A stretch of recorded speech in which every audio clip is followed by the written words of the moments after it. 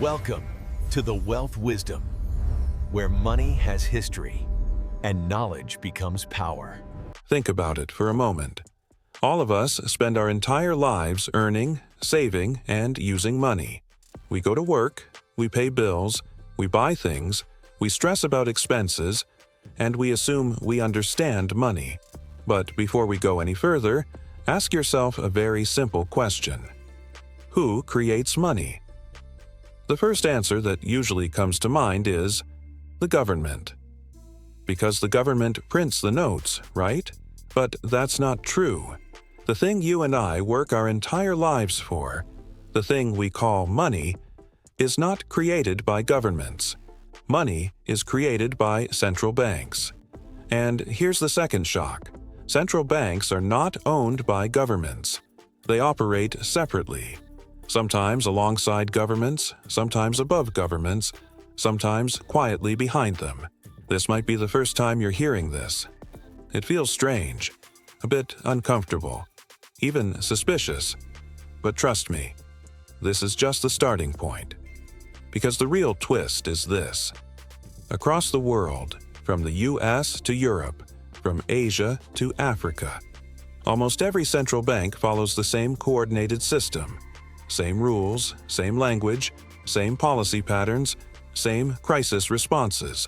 And this coordination is not accidental. It was formed through a secret agreement, an arrangement that tied all central banks into one silent network, a global financial framework designed behind closed doors, in private meetings, with no public vote, no news coverage. So let's uncover how this happened. Back when money meant something. To understand the present, we have to go back to the time when money actually had real value. For thousands of years, money was gold. Gold coins, gold trade, gold reserves. If you had gold, you had wealth. If you didn't, no amount of paper meant anything. Gold couldn't be printed. Gold couldn't be manipulated. Gold didn't care about elections, politics, governments, kings. Nobody. This made the financial world stable.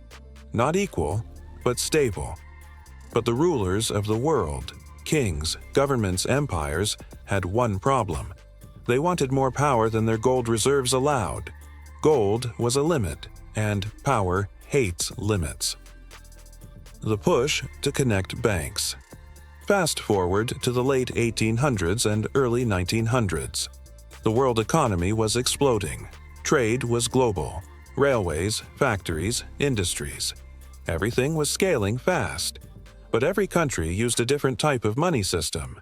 Some linked to gold, some to silver, some to paper that promised gold. This made international trade messy and unpredictable.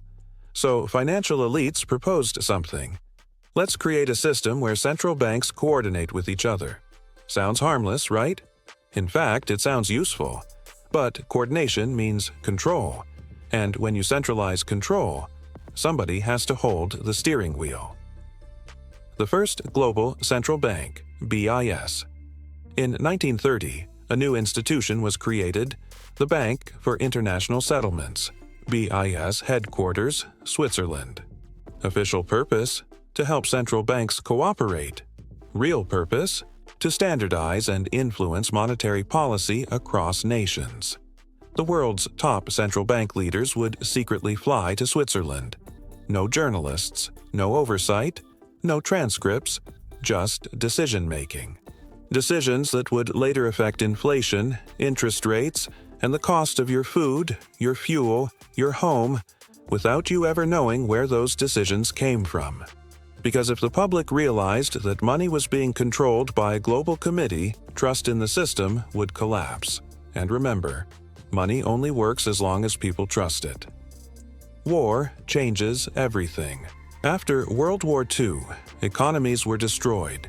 Gold reserves were scattered. Countries were bankrupt. It was the perfect moment to reset the global financial system. And in 1944, at a hotel in New Hampshire, USA, representatives of 44 nations gathered. This was called the Bretton Woods Conference, and what they decided changed the world. The US dollar would become the world's main currency. The dollar would be linked to gold. Every other currency would link its value to the dollar. So the structure became gold, dollar. Every other currency, which means control. Gold, control the dollar. Control the dollar, control the world. And who controlled the dollar? The U.S. Federal Reserve, which is not a government institution. It is a network of private banking interests. Let that sink in. This is the moment when global monetary control became centralized. The day real money died now comes the biggest moment in financial history, one that most people have never heard about. On August 15, 1971, U.S. President Richard Nixon appeared on television and announced, "The U.S. dollar will no longer be backed by gold." Just like that, the link was gone. From that day on, money had no physical value, no gold, no backing, just belief. The world entered the era of fiat currency, money that has value simply because governments say so. Money became just. Paper numbers, screen entries which can be printed, expanded, inflated, manipulated. And if money can be printed without limit, then wealth can be transferred without people noticing. From the many to the few. The invisible hand of coordination. Today, when inflation rises in your country, when food prices go up, when interest rates change, when your savings lose value, you might think it's because of local politics, bad leadership, or market cycles.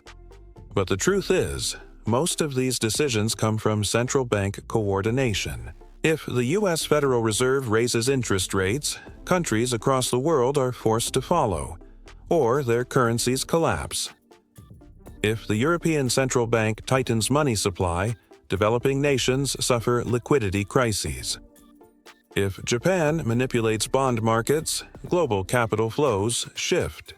The world economy is now a single machine, controlled through monetary policy synchronization, and regular citizens have no vote in this system, no representation, no say.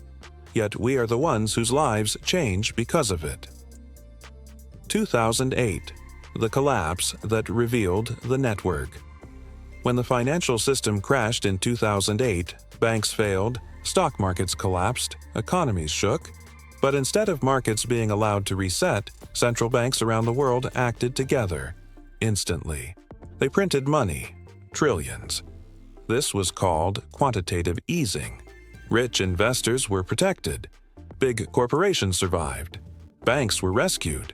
The average person lost jobs, lost homes, lost savings. The wealth gap exploded. And it wasn't a coincidence. It was coordinated. The next stage, total control money. Now we are entering the next chapter, central bank digital currencies, CBDCs. These are not cryptocurrencies. They are not decentralized. They are not free. They are programmable, meaning your spending can be monitored. Your access can be restricted.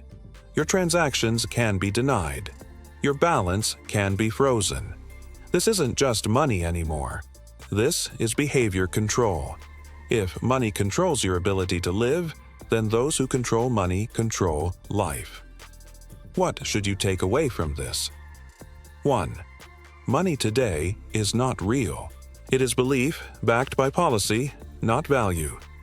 2. Central banks operate under a coordinated network led by BIS, IMF, World Bank, Federal Reserve, and G7 policy structures. 3.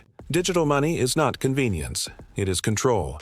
The next decade will reshape how freedom works. One last question.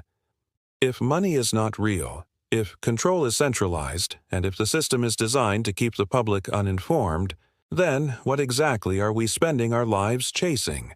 We work, we stress, we fight for something that can be created with a keystroke.